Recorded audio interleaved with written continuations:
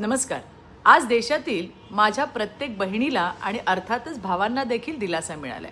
मोदीजींनी सांगितलं होतं ते करून दाखवलं। मोदीजींच्या दूरदर्शी नेतृत्वाखाली आणि केंद्रीय अर्थमंत्री आदरणीय निर्मला सीतारामनजी यांच्या अथक प्रयत्नातून जीएसटी आता आणखीन सुलभ झालाय।